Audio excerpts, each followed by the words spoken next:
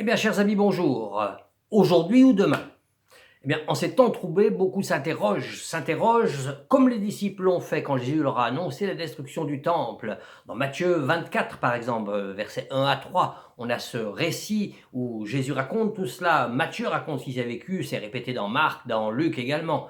Mais quand cela arrivera-t-il et quel sera le signe de ton avènement et de la fin du monde?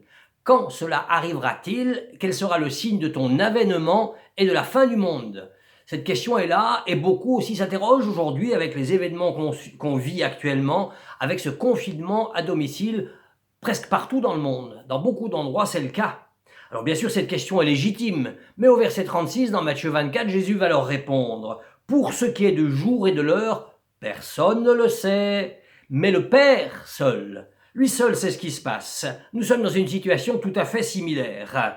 Et en plus, nous sommes privés du temple. Les disciples apprenaient qu'ils allaient être privés du temple. Eh bien, nous, on est privés du temple aujourd'hui. On est privés de se rassembler, de se retrouver ensemble pour louer le Seigneur, pour prendre le repas du Seigneur ensemble même. Eh bien, ça doit nous ramener l'essentiel, tout ça. Ça permet de remettre en place les priorités, de resituer tout ça. Beaucoup ont peut-être promis et se sont engagés à être tous les dimanches matins à l'église. Ah, demain matin, ce sera compliqué. Ou si tu vas à l'église, tu risques d'avoir une amende et tu risques d'y être tout seul, pour autant que tu aies la clé d'ailleurs.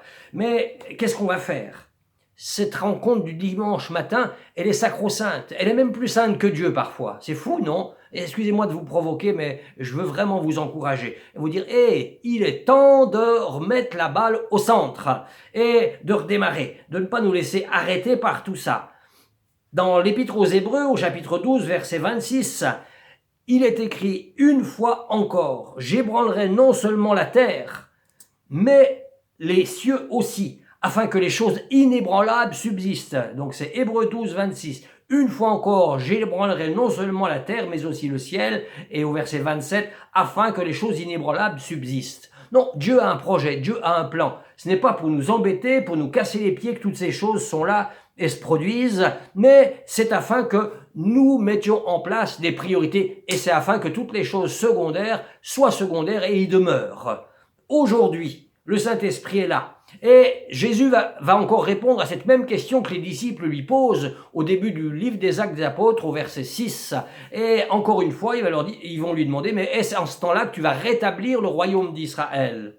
Et Jésus, il passe directement, il tourne la page, il dit « Vous recevrez une puissance, le Saint-Esprit survenant sur vous, et vous serez mes témoins. » Eh bien, je crois qu'aujourd'hui, c'est pas le moment de regarder à demain, à ce qui se passera demain, mais aujourd'hui, vous avez reçu, tu as reçu le Saint-Esprit, tu as été rempli du Saint-Esprit. Il a mis à notre disposition une puissance pour que tu sois, pas forcément demain, mais déjà aujourd'hui, maintenant, un témoin. De nos jours, on a accès à tellement de moyens de communication, les médias sociaux, la radio, les vidéoconférences, Skype, Tweet et consorts.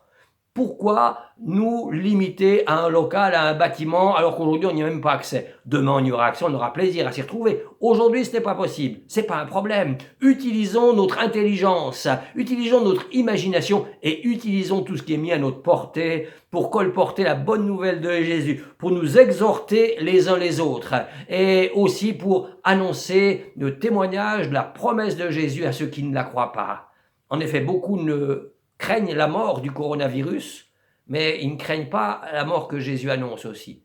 Parce que la fin des temps n'est pas loin, certainement, et beaucoup iront en enfer. Annonce-leur ce message. Soyons ses témoins aujourd'hui. Que Dieu nous bénisse, nous aide. Soyons forts et servons-le. Honorons Dieu. Faisons connaître sa puissance et sa gloire autour de nous. Bon courage en toutes choses. Soyons forts. Nous sommes forts. Jésus est avec nous et va nous conduire. À bientôt, chers amis.